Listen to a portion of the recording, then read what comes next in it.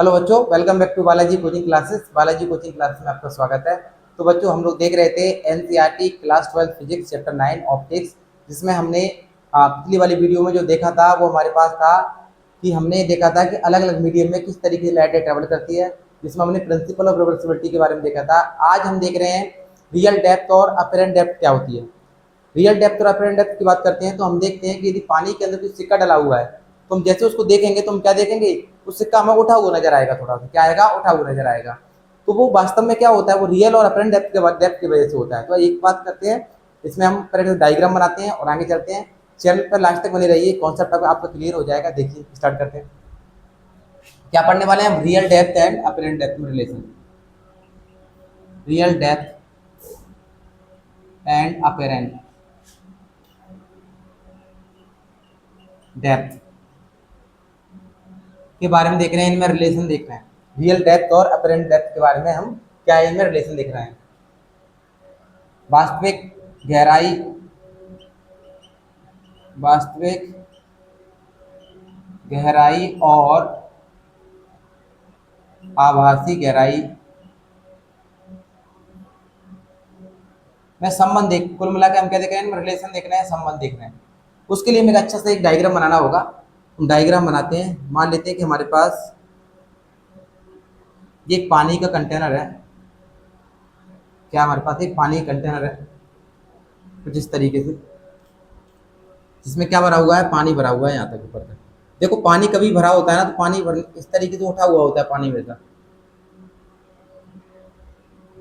क्या होता है, हमारा उठा हुआ होता है पानी। कभी भी किसी भी कोई भी हमारे पास कंटेनर होता है उसमें पानी की सरफेस कुछ इस तरीके से होती है। इसमें क्या देखने को मिलता है, इसमें हम ये देखते हैं कि पानी की सरफेस कुछ इस तरीके की होती है। इसमें कॉर्नर पर तो हम क्या देखते हैं, कॉर्नर पर हमारे पास पानी थोड़ा नीचे की तरफ ये उठा हुआ होता है ना, एक कर्व शेप में होता है। इसमें क्या भरा हुआ है, पूरे में पानी भरा हुआ है हमारे पास।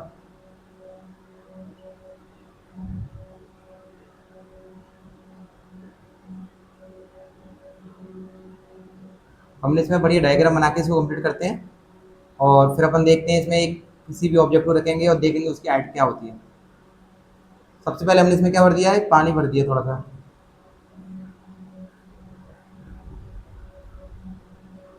ठीक है। अब मान लेते हैं कि यहाँ पर कोई ऑब्जेक्ट रखा हुआ है अपना, रियल में यहाँ पर कोई ऑब्जेक्ट रखा हुआ है। ये हमारा कोई ऑब्जेक्ट रखा हुआ है। क्या रखा हुआ है, हमारे पास एक ऑब्जेक्ट रखा हुआ है। जो ऑब्जेक्ट की एक्चुअल जो हाइट की बात करते हैं यहाँ से ले लेते हैं, वो क्या हमारे पास एच है।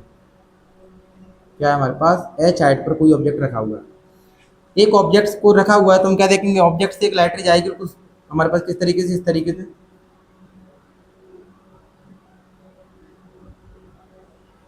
ठीक है। जैसे लाइट जाएगी तो हम इसका ऐसे नॉर्मल खींच देंगे। क्या खींच देंगे, हम इसका नॉर्मल खींच देंगे। ये हमारे पास एक नॉर्मल है इसका। अब आपने देखा है कि डेंसर से रेयर में कोई लाइट जाती है तो दूर हो जाती है, नॉर्मल से दूर हो जाएगी थोड़ी। क्या हो जाएगी, नॉर्मल से दूर हो जाएगी, कुछ इस तरीके से निकली जाएगी। जब कोई लाइट रे हमारे पास, जो हमारे पास ऑब्जेक्ट था जो कि डेप्थ में रखा हुआ था, वहां से एक लाइट रे को हमने पास किया कुछ इस तरीके से, वो लाइट रे इस तरीके जाएगी तो क्या देखेंगे, डेंसर से रेयर में जाएगी तो दूर हो जाएगी, नॉर्मल से क्या हो जाएगी, दूर हो जाएगी। और मान लेते हैं कि एक लाइट रे हमारे पास यहाँ पे हम सीधी खींचते हैं इस ऑब्जेक्ट के लिए। ये लाइट रे क्या है हमारे पास, बिल्कुल सीधी हमने खींच रखी है, ठीक है, यहाँ तक जो इसकी एक्चुअल हाइट है, ठीक है। अब हमने क्या काम करा, यदि हमारे, अब हमें इमेज तो बनाना है, इमेज तो बनेगी नहीं, इमेज कब बनेगी, हमें इसको पीछे एक्सटेंड करना पड़ेगा। तो हमने इसको मान लेते हैं पीछे एक्सटेंड किया यहाँ पर। देखो, रियल में यदि देखा जाएगा तो कुछ इस तरीके से हमने इसको एक्सटेंड किया, थोड़ा इसको ऐसे कर लेते हैं, डायग्राम अच्छा लगे देखने में।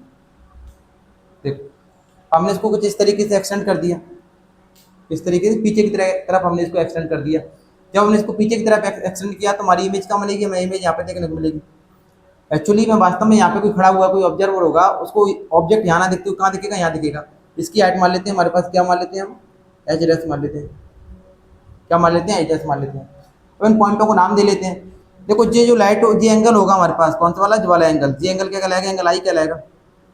आई क्यों कहलाएगा, क्योंकि आई कहलाने का मतलब ये, क्योंकि इंसिडेंट एंगल कहलाएगा। क्या कहलाएगा, इंसिडेंट एंगल कहलाएगा। ये क्या कहलाएगा, रिफ्रैक्टेड एंगल आर कहलाएगा। क्या कहलाएगा, रिफ्रैक्टेड एंगल आर कहलाएगा। ये यदि आर है तो फिर ये वाला भी आर होगा। कौन सा वाला, ये वाला एंगल भी आर होगा। ट्रायंगल की प्रॉपर्टी के अकॉर्डिंग ये वाला एंगल क्या होगा, आर होगा। क्या होगा, हमारे पास आर होगा। हम देख पा रहे हैं दोनों लाइन पैरेलल है हमारी, ये लाइन और हमारे पास ये लाइन। पैरेलल है तो पैरेलल में दोनों लाइन हमारी, एक अंदर वाला कोण एक बाहर वाला कोण, दोनों कैसे होते हैं, इक्वल होते हैं। कैसे होते हैं, इक्वल होते हैं। तो इस तरीके से हम डायग्राम को बनाया, हम एक मार्क कर लेते हैं, ये हमारे पास ए, ये हमारे पास बी पॉइंट है, और ये हमारे पास क्या है, सी पॉइंट है, और ये हमारे पास क्या है, डी पॉइंट है। हमारे पास इस तरीके से पॉइंट आ गए, हमारे पास क्या रियल डेप्थ है ना, अपरेंट डेप्थ। आप ये देख रहे हैं जिसकी रियल डेप्थ है और ये कौन सी अपरेंट डेप्थ है। यदि हम यहाँ पर मार्क कर दें तो ये क्या है, हमारे पास रियल है। कैसी है, ये रियल, रियल डेप्थ। ये क्या हमारे पास ऊपर वाली अपरेंट डेप्थ, क्या हमारे पास ये अपरेंट डेप्थ, क्या हमारे पास अपरेंट डेप्थ है। तो यदि इसके लिए हमें डेरिवेशन ड्राइव करना है तो हमारे पास डेरिवेशन ड्राइव करने के दो तरीके हैं। सबसे सिंपल तरीका होता है स्नेल के नियम से। स्नेल के नियम की बात करते हैं, उससे पहले एक बात समझो, कभी भी आपके पास ये लिखा हुआ है mu equal to sine i upon sine r, ये क्या हमारे पास स्नेल का नियम है। हम ऐसा बोलते हैं when angle are very small, when angles are very small, angle क्या वो छोटे हो जाते हैं, तो जो साइन आई होता है ना हमारा, वो आई के बराबर हो जाता है, और साइन आर किसके बराबर हो जाता है, हमारे पास आर के बराबर हो जाता है। कहने का मतलब है कि जब एंगल हमारे बहुत छोटे होते हैं, जो ट्रिग्नोमेट्री फंक्शन होता है वो चेंज हो जाता है। क्या हो जाता है, चेंज होकर वो हट जाता है, और हमारे पास जो एंगल होते हैं वो एंगल हमारे आ जाते हैं। तो यहाँ पर भी हम देखेंगे तो बहुत कम वेरिएशन होता है, एंगल बहुत छोटे छोटे होते हैं। जब हमने बनाया है आपको समझाने के लिए बड़ा, इसलिए यहाँ पर एंगल आपको बड़े बड़े दिख रहे हैं। मतलब एक्चुअली में क्या होता है, एंगल क्या होते हैं, बहुत छोटे छोटे होते हैं। ठीक है, यदि इसको अपन ड्राइव करना चाहते हैं तो हम देख लेते हैं। हम लगा रहे हैं इसमें स्नेल का नियम, by Snell law, by Snell law, Snell के नियम से। देखो स्नेल के नियम से, ये जो तरीका है स्नेल के नियम से करने का, ये सबसे इजी और सबसे सरल तरीका है। क्या कहता है, mu equal to sine i upon sine r, upon sine r. इसको दिया हमने इक्वेशन नंबर फर्स्ट। अब बोला when angle are very small, when angles are very small, जब कोण बहुत छोटे हों, जब कोण बहुत छोटे हों, तब जो साइन आई जो रहता है ना वो किस में बदल जाता है, आई में, और साइन आर जो रहता है वो किस में बदल जाता है, आर में। एंगल छोटे होते हैं तो ट्रिग्नोमेट्री फंक्शन हट जाता है, और हमारे पास क्या एंगल आ जाते हैं। तो म्यू इक्वल टू क्या आ जाएगा, आई अपॉन आर। यहाँ से क्या हट जाएगा, साइन हट जाएगा। यहाँ तक आ गया, इसको दिया हमने इक्वेशन नंबर 2। अब इसको करना आसान है, क्योंकि हम यहाँ पर आई की वैल्यू निकाल दें और आर की वैल्यू निकाल दें, हमारे पास आंसर इसका आ जाएगा। उससे पहले आपको एक फॉर्मूला याद होना चाहिए। एक फॉर्मूला होता है angle equal to arc upon radius, कोण बराबर चाप बटे त्रिज्या, कोण बराबर चाप बटे त्रिज्या। जो हमारा एक कोण होता है, देखो एक बात सुनो, ये हमारा एंगल है और ये हमारी पूरी क्या है, आर्क है। देख रहे हो आप लोग, जो वाला जिसको क्या बोला जाता है, आर्क बोला जाता है, या क्या बोलेंगे इसको, चाप बोलेंगे। ठीक है, और ये जो हाइट है इसकी क्या कहलाएगी, त्रिज्या। क्या कहलाएगी, त्रिज्या या रेडियस कहलाएगी, क्या कहलाएगी, ये वाली रेडियस कहलाएगी। तो यदि अपन बात करते हैं इन ट्राइंगल, ट्राइंगल कौन कौन से ट्राइंगल की, ए बी सी में, किसमें, ए बी सी में। देखो ट्राइंगल एबीसी का है, ए बी सी मतलब पूरा बड़ा वाला ट्राइंगल मान लेते हैं, क्या है, पूरा बड़ा वाला ट्राइंगल। तो यदि एबीसी में बात करते हैं तो हम बोलेंगे angle equal to arc upon radius. ठीक है, यदि हम एंगल की बात करते हैं, एंगल हमारे पास क्या है, आई, एंगल क्या हमारे पास, आई। आर्क क्या, आर्क हमारे पास क्या है, बीसी, आर्क क्या हमारे पास, बीसी।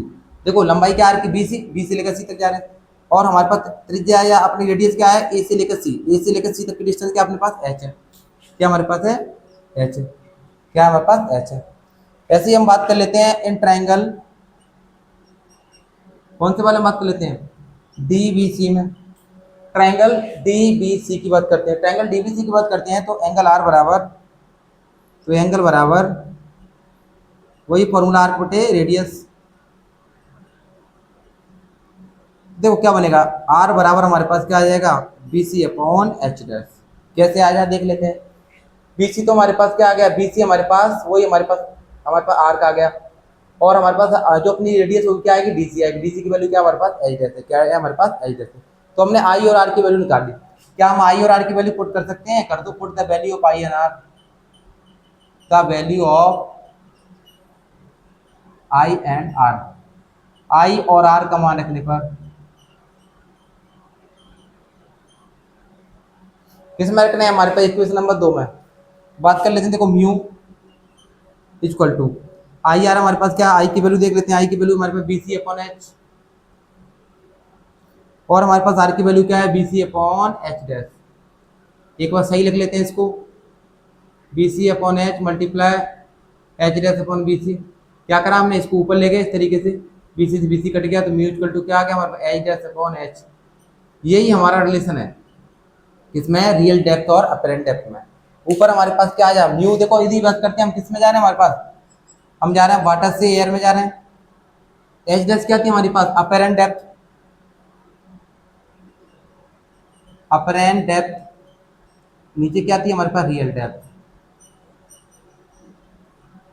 क्या थी, रियल डेप्थ। तो W mu equal to mu A आवासी गहराई और वास्तविक गहराई। तो इस तरीके से हमने इसको भी ड्राइव कर लिया है, सिंपल था। क्योंकि हमारे पास क्या था कि रियल डेप्थ और अपेरेंट डेप्थ के लिए हमारे पास ये डेरिवेशन था जो हमने ड्राइव कर लिया। ये सबसे सरल तरीका है जो कि क्या बताता है हमारे पास, जो कि हमारे पास हम देखेंगे हमारे पास क्या बता देगा कि हमारे पास हम आराम से यहाँ से इसको डेरिवेशन को सॉल्व कर सकते हैं और आराम से angle equal to arc upon radius को ड्राइव कर सकते हैं। एक तरीका और होता है जिसमें हम एंगलों को लेकर साइन थीटा की वैल्यू रखते हैं और हमारे पास काम आ जाता है। पहले हमें लगता है इसको ही करो, ये सबसे बेस्ट तरीका है, सबसे इजी तरीका है। तो आज के लिए इतना ही, हमने real depth and apparent depth का डेरिवेशन देखा।